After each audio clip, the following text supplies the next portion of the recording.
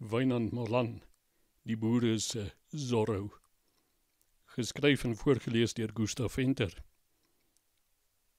In 1900 parkeer generaal Christian de Wet sy kommando by Schoemansdrift langs die Vaalrivier. Die Engelse in die omgewing, kloekmoedig versteek agter 'n koppie, maak los met 'n kanon en werp bomme in die algemene koers van Parys. 'n Huis word getref en 'n 12-jarige dogtertjie sterf terwille van die uitbreiding van die Britse Empire. Die Troonverkennerskorps was deel van de Wet se kommando en Wynand Malan, 'n lang jong boer, was hulle daarvan. Die tyding van die dogtertjie se dood laat die woede in hom ontbrand. Die generaal verantwoordelik vir die onbesonde gruweldaad moes, voel Malan, tot verantwoording gebring word. Dit was, althans vir Malan, duidelik wat om te doen staan. Gaan al die generaal agter die vyandslienies uit en voer hom weg om sy misdaad voor 'n boerekrygsraad te kom verduidelik. As dit vir jou na 'n ondeurdagte besluit klink, weet nie dat met terugskouing het Malan met jou saamgestem. Nietemin sê hy, as 'n mens opgewonde en verontwaardig is, neem jy meestal vreemde en onverantwoordelike besluite. Vir Malan was opgewondenheid en verontwaardiging allerminst seldsame emosies, en sy besluitneming was dikwels vreemd en op die oog af onverantwoordelik. Maar wat is verantwoordelikheid tydens die onverantwoordelikste van alle menslike oefeninge, oorlog? Wel, om 'n vyandelike generaal uit sy lêplek te gaan haal om op krygsverwante misdade tereg te staan, lyk nie na 'n verantwoordelike optrede nie. Maar die onbesonnenheid word oor die hoof gesien, mits jy, sê nou maar, met 200 van die Engelse se perde terugkeer na die laar, want dit is presies wat Malan gedoen het.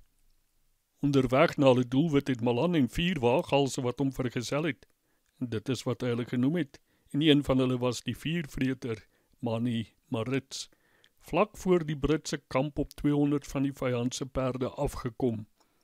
Geregtigheid is geregtigheid, maar perde is perde, en die pragmatiese Malan bereken dat 200 rydiere meer werd is as een opgeblaase bevelvoerder. Nee, die perde moet saam terug na de Wet se kommando. Hoe voel jy onder de rydiere, helder oordag, vlak voor die neus van die vyand weg, met kolossale astrantheid, dis hoe. Malan onderskep 'n Britse offisier en in sy teenwoordigheid ry hy eenvoudig na die perde en met astronomiese parmantigheid beveel hy die perdewagters aan om die diere aan te jaag, water toe. Sy waagstuk is so uitspattig dat die Britte dit gelaat aanvaar. Iemand met soveel hooglopende gesag moet weet wat hy doen. Wanneer die perde eers aan die beweeg is, ja Malan hulle oor 'n koppie van waar sy manne om help om die waardevolle diere tot by die boerelaar te kry. Die uitsonderlike van hierdie uitsonderlike daad is dat dit nie so uitsonderlik is nie. Nie in die loopbaan van generaal Wynand Malan nie. Deur die loop van die oorlog, veral tydens die guerrilla-fase, val hy met 'n handjievol volgelinge dorpe binne, stuit Britse oormagte, roof konvoie en voorrade treine, en speel oor die algemeen kat en muis met magtige Britse kolonnes. Dit is hoe Malan was, verdwyn in stilte en verskyn in 'n stofstorm van perdehoewe. Daar word deesdae dikwels deur geskiedenisondleders, of ten minste geskiedenisinterpreteerders, aangevoer dat die beeld van die onverskrokke boer, die skepping van die Afrikaner regering in die 40s en 50s ter stuwing van Afrikaner nasionalisme was. Hulle reken ons het te doen met 'n mite, dat die boerekrygers niks besonders was nie, en dat hulle enigste onderskeiding 'n primitiewe soort hardkoppigheid was, waarmee hulle tot die bitter einde geveg het. My opvatting is dat ons nie ons helde baldadig genoeg vier nie. Ons vind in die ware verhaal van Wynand Malan en talle soos hy genoeg stof om 'n legende te kan en moet skep. Sy storie het al die elemente waarvan volkshelde gekonstrueer word. 'n vurige vaderlandsliefde, 'n diep geloofslewe, 'n onwrikbare regverdigheidsin, 'n onverskrokke geaardheid, 'n diepgaande kennis van die ambag van oorlog, impulsiwiteit en 'n dik streep opportunisme. Soos dit volkshelde betaam, staan hy nie los van sy omgewing en mense nie. Sy volksgenote is liever om in sy manskappe sal hom blindelings tot in die hoogwoond van die hel volg, As die onstuitbare Mani maar rit stil bly wanneer iemand praat, weet jy dat ons hier met 'n gedigte persoon te doen het. Genade het selfs, en dit is belangrik in jaggeografie, oor die perd en die eie soortige wapen beskik. Charlie is die perd en die wapen is die beroemde C96 Mauser pistool, die eerste semi-outomatiese pistool wat deur enige weermag as hoofwapen aangekoop is. Malan se revolver, soos hy dit in die verwarrende terminologie van die tyd noem, verskyn gereeld in afleweringe van sy verhaal. Dat hy behendig is daarmee sal geen pistolero kan ontken nie. Die hoogtepunt van die Malan en Mauser kombinasie is toe in die donker 'n stormloop van die Britte teenstaan en sy pistool leegskiet. 11 skote, 4 perde dood en 7 tommies buite aksie. Hou die loop boontoe Malan, blaas die krulletjie rook weg en stop die pistool in sy skede. Dis 'n boer wat so skiet. Malan se Mauser is die regte wapen op die regte tyd vir die regte man, soos Indiana Jones se sweep of Zorro se rapier. Hy kon Zorro gewees het, as Zorro nie fiktief was nie. Dit is miskien die punt van Wynand Malan. As hy nie bestaan het nie, sou ons hom moes uitdink, maar bestaan die het hy. Berig die Times History of the War. Malan met 200 man het in 'n hoefysterbeweging om die Britse regterkant beweeg en die spoorweg in die donker nag van die 21ste oorgesteek en homself op die vreedsame Middellande gewerp. Dit was so onrusbarende gebeurtenis.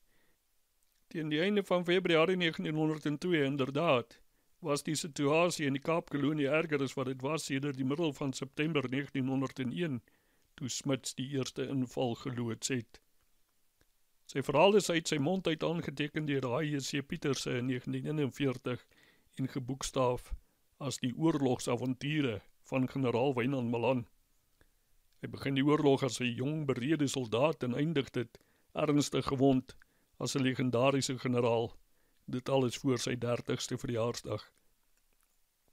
Gedurende die grootste deel van die oorlog voer hy 'n klein kommando aan in die Kaapse Middellande. Sy vernuf, beweeglikheid, verstommende waaghalsigheid en goeie begrip van taktieke en terrein dryf die Britte tot waansin.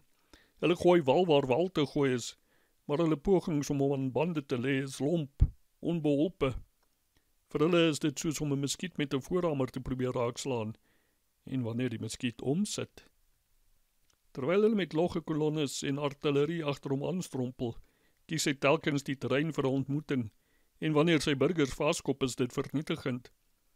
Hy is altyd bedag daarop om die groot oormag teen hom in 'n ongunstige posisie te rangeer, en sodra die oomblik reg is, slaan hy toe, ongeag die getalle oorwig teen hom.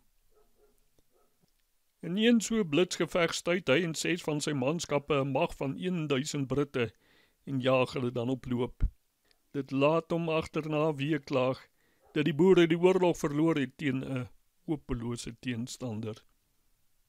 Die oorlog is nou wel verby, meer as 120 jaar al, en die boere het oorgegee. Toch? Nou, bykans 1 1/4 eeu later, is dit die Engelse wat die bittere nasmaak het. Dit is opvallend dat die boereoorlog vir hulle geen volkshelde opgelewer het nie. Wie sou hulle De Wet, Delarey, Tron of Malan wees? Lord Roberts, onse Bobs, die Lord Roberts wat in Junie 1901 die oorlog as afgehandel verklaar het, en toe moes toesien hoe die boere vir amper nog 2 jaar die Britse magte kastei.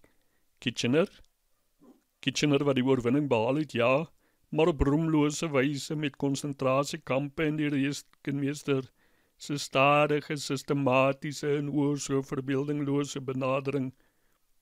Wie anders? Die naaste wat hulle aan 'n volksheld uit die oorlog het, is geen soldaat nie, maar 'n jong joernalis, wie se roem aanspraak daarop berus dat hy die magtige Apies rivier oorgesteek het om te ontsnap.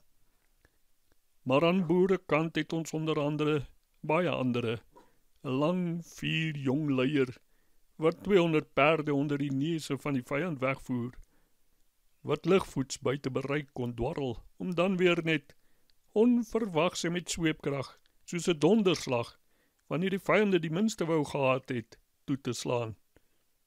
Wynand Malan, daar is bitter min soos hier die bitter einder. Ons volk is goed gedien. Saluut!